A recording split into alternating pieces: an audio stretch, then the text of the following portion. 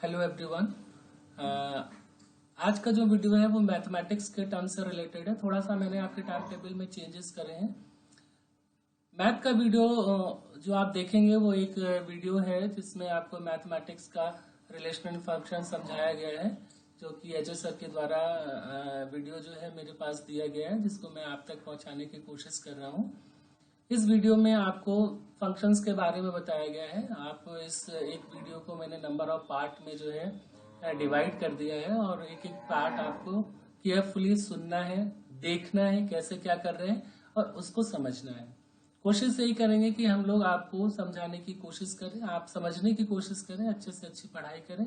इसी उम्मीद के साथ में इस वीडियो को हम कंटिन्यू करते हैं।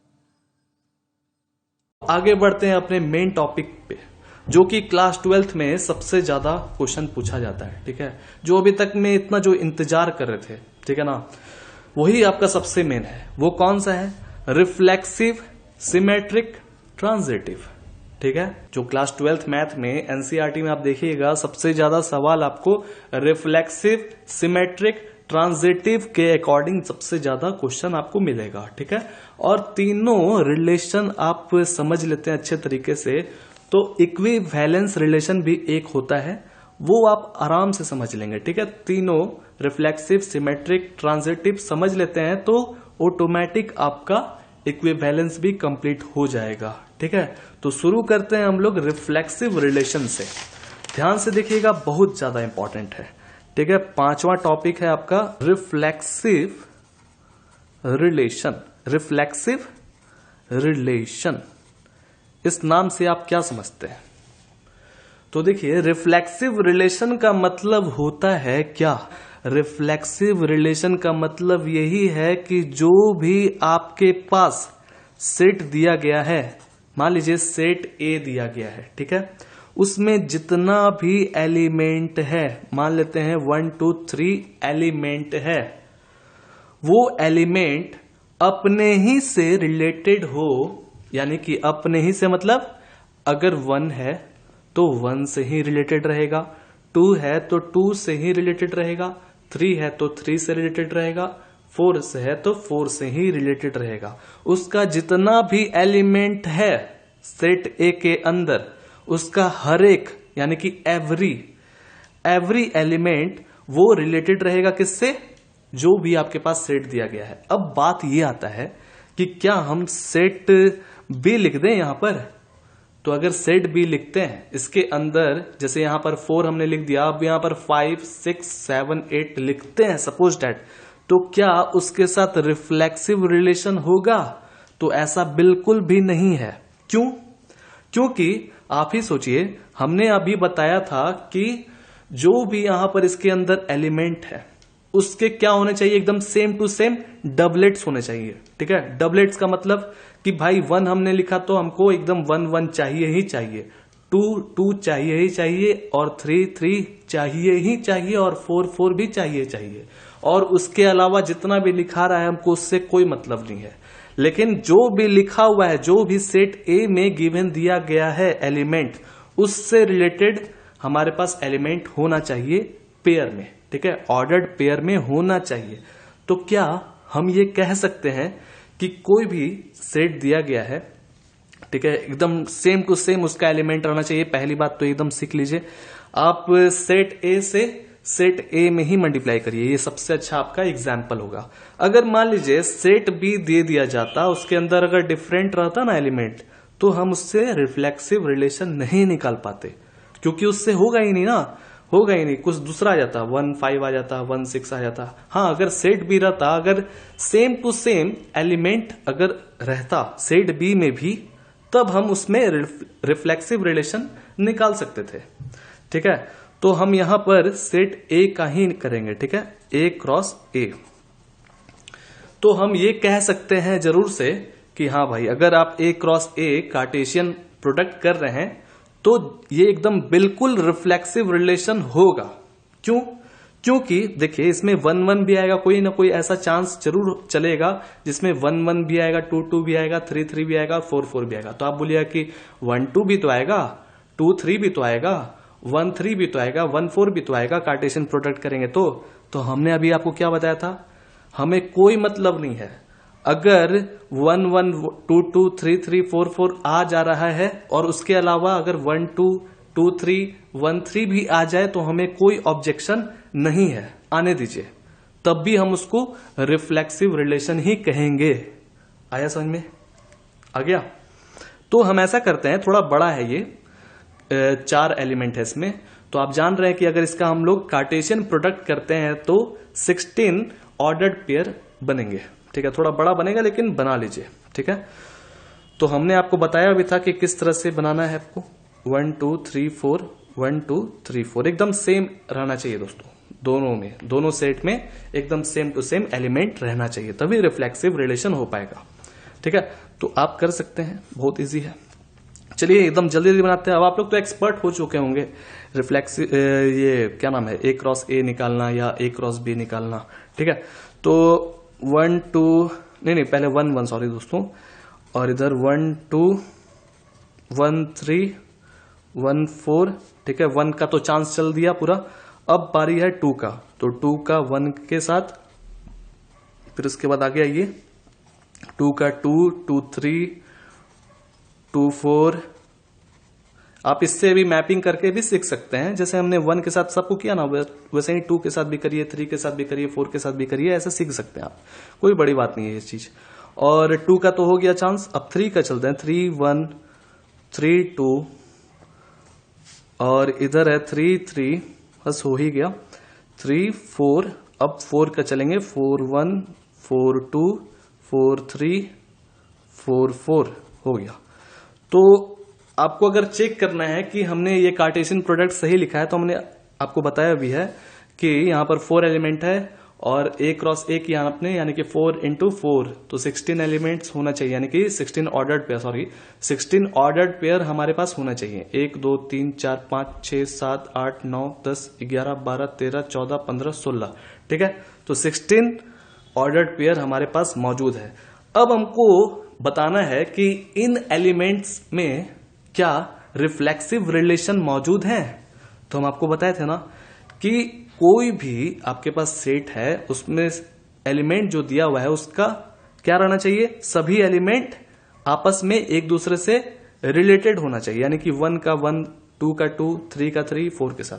तो अब देखिए इधर 1 1 है हमारे पास, और 2 2 भी है, और 3 3 भी है ना, एकदम आराम से समझना है, कोई बड़ी बात नहीं है। और इधर 4 4 भी है।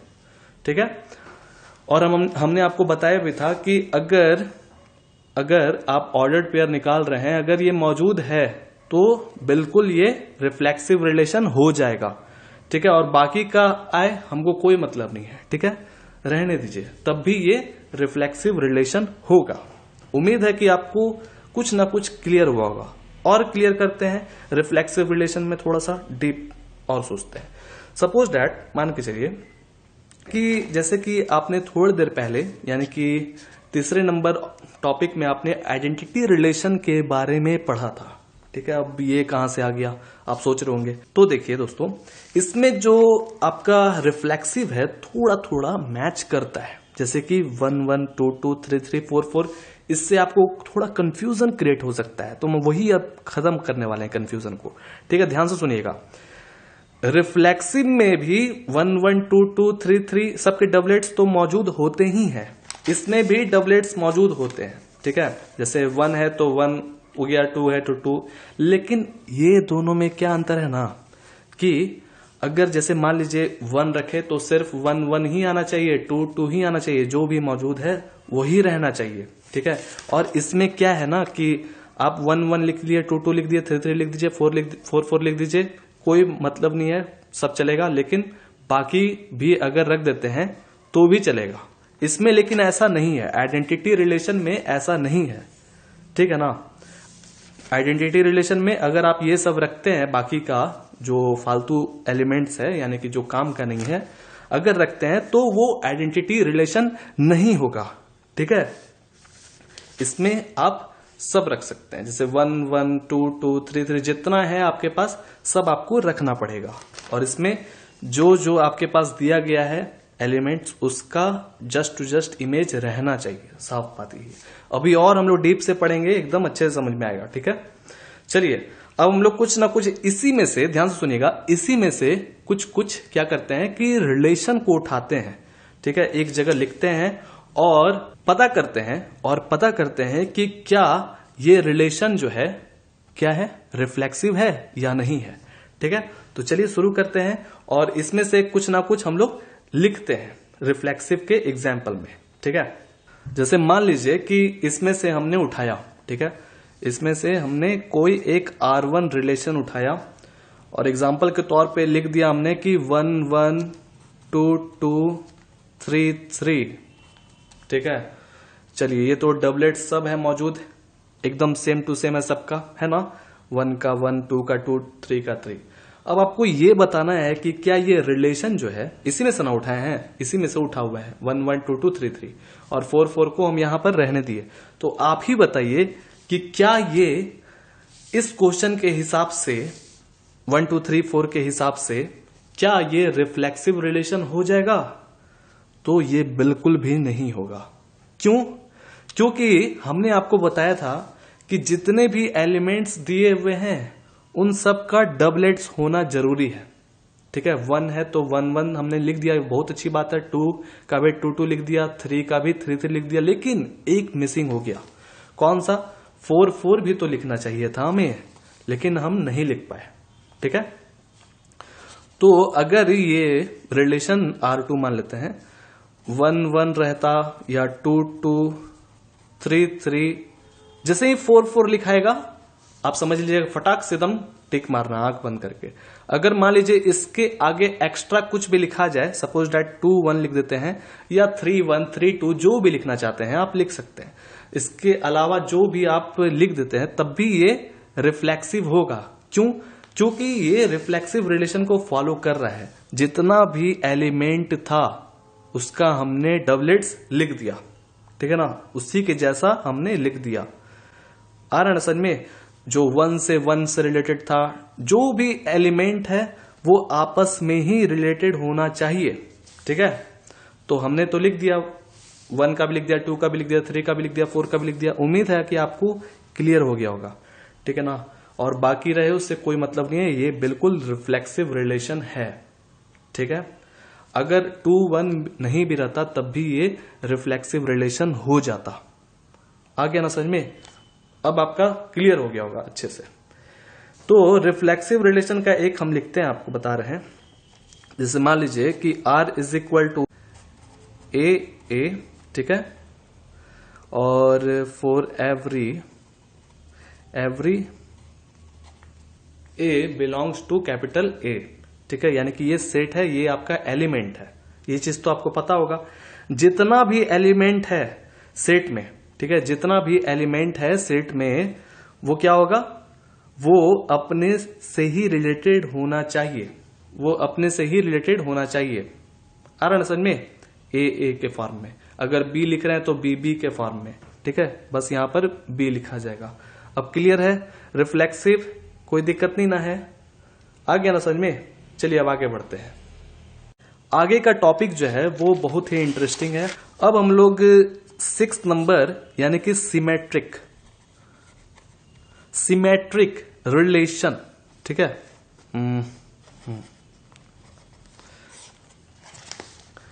सिमेट्रिक रिलेशन से आप क्या समझते हैं? क्या समझते हैं सिमेट्रिक का मतलब? देखिए, कोई भी, जैसे देखिए मान लीजिए कि कोई भी ऑर्डर्ड पेयर है, ठीक है, ऑर्डर्ड पेयर तो समझ में आ गया ना, आप कार्टेशियन प्रोडक्ट को ही मान लीजिए ऑर्डर्ड पेयर। ठीक है, कोई भी ऑर्डर्ड पेयर दिया हुआ है, कोई भी रिलेशन में ऑर्डर्ड पेयर दिया हुआ है, कैसा ऑर्डर्ड पेयर हम बता रहे हैं आपको, उसका उल्टा भी मौजूद हो। यानी कि उल्टा मतलब, जैसे मान लीजिए ऑर्डर्ड पेयर है यहां पर 1 2, ठीक है, और इसी ऑर्डर्ड पेयर का यानी कि एलिमेंट का उल्टा भी मौजूद हो। उल्टा मतलब कैसा कि उल्टा करिएगा तो क्या हो जाएगा, 2 1। याद है आपने R इनवर्स थोड़ी देर पहले पढ़ा था, याद करिए। बस वही चीज है कि देखिएगा, पहले हम इसको यहां पर आपको बता रहे हैं कि R इज इक्वल टू, अगर R इनवर्स हो जाए, ठीक है, कोई भी रिलेशन जो है वो आर इनवर्स के बराबर हो जाए तो वो सिमेट्रिक रिलेशन हो जाएगा। जैसे अब यहां से फिर से कंटिन्यू करते हैं कि जैसे यहां पर हमने 1 2 रखा था, तो इसी रिलेशन में इसके उल्टे भी मौजूद हैं। इसका उल्टा क्या होगा? 2 1, 2 को इधर ले आइए, 1 को इधर ले आइए, मौजूद है ना। और क्या हम 1 1 रख सकते हैं?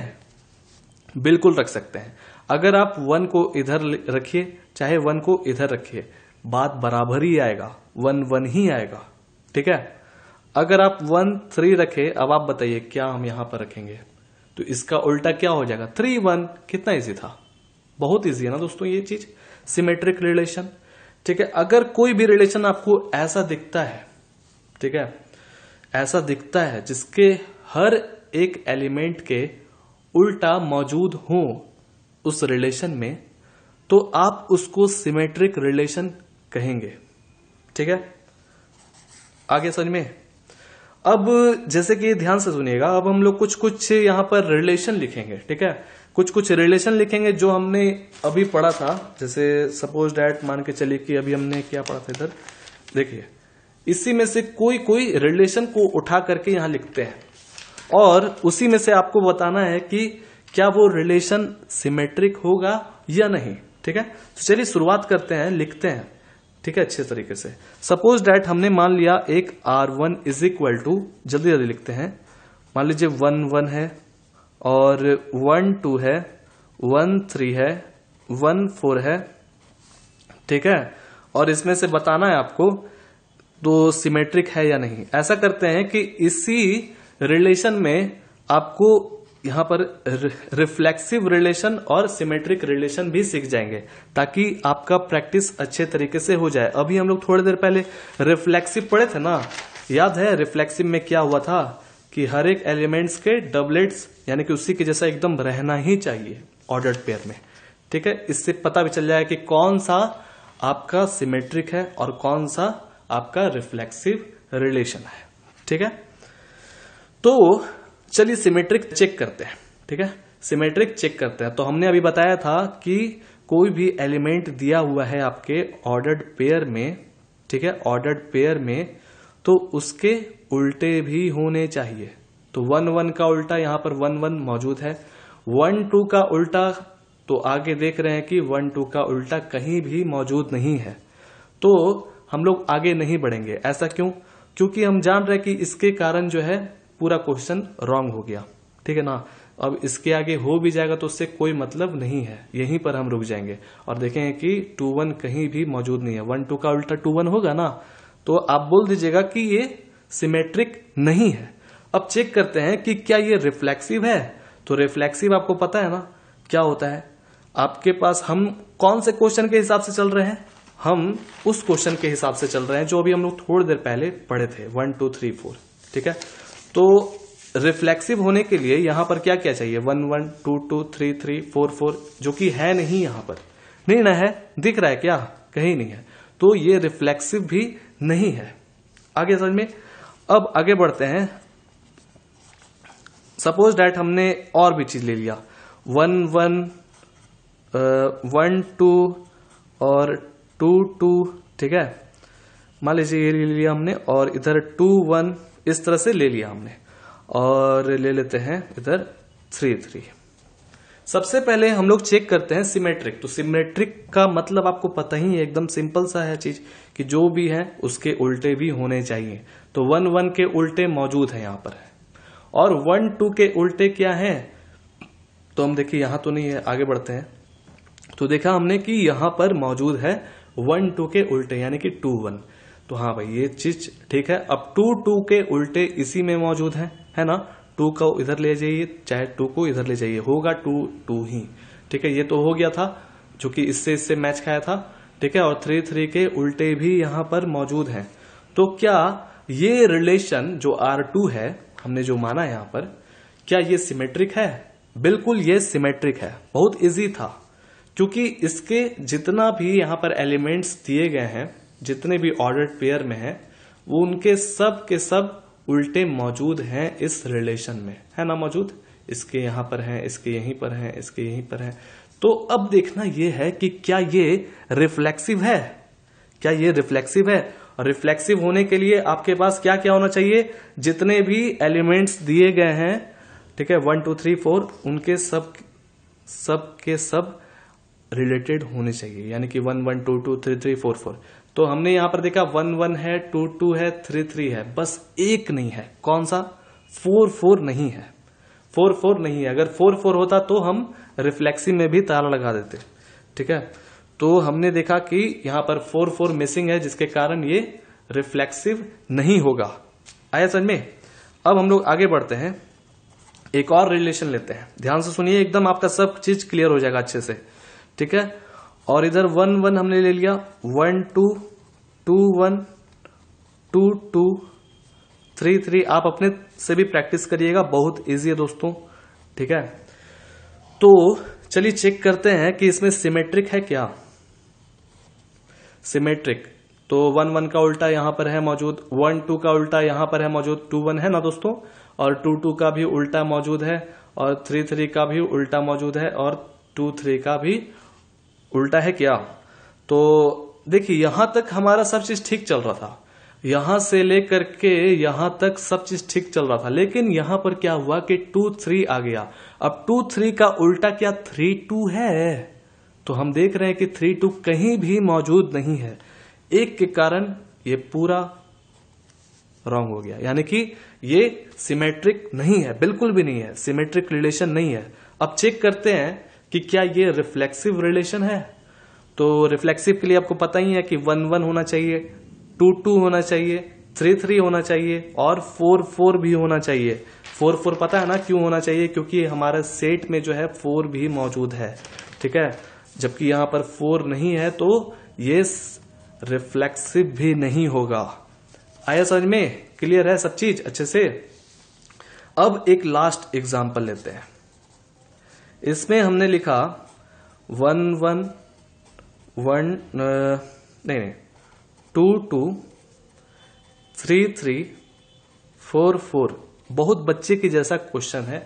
अब तो आप आराम से बता देंगे ना, बहुत इजी है। सबसे पहले चेक करते हैं सिमेट्रिक। तो 1 1 का उल्टा इसी में मौजूद है, 2 2 का उल्टा इसी में मौजूद है, 3 3 का उल्टा इसी में मौजूद है, और 4 4 का भी उल्टा इसी में मौजूद है, ठीक है। आ रहा है समझ में?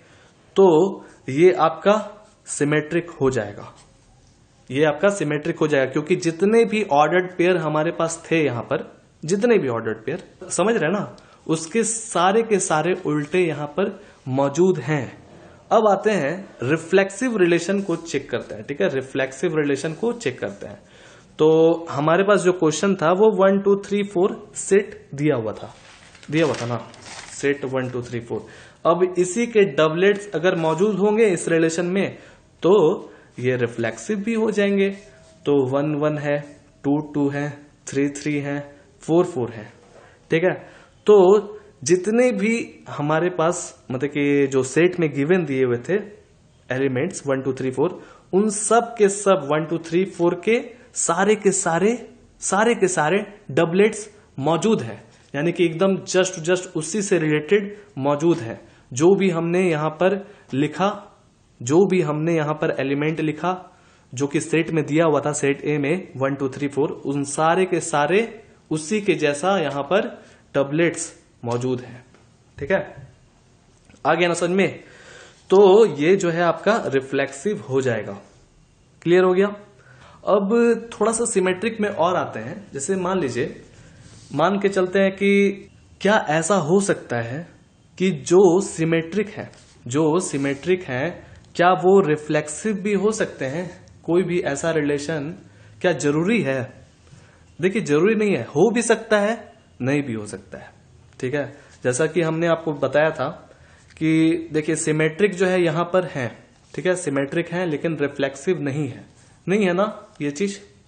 लेकिन यहां पर जो है दोनों चीज है, रिफ्लेक्सिव भी मौजूद है और सिमेट्रिक भी है, रिफ्लेक्सिव भी है और सिमेट्रिक भी है। आ रहा समझ में? तो डिपेंड करता है कि आपका जो ऑर्डर्ड पेयर है वो किस तरह का है। अब तो आप पहचान सकते हैं ना कि कौन सिमेट्रिक है, कौन रिफ्लेक्सिव है, ठीक है ना दोस्तों। अब हम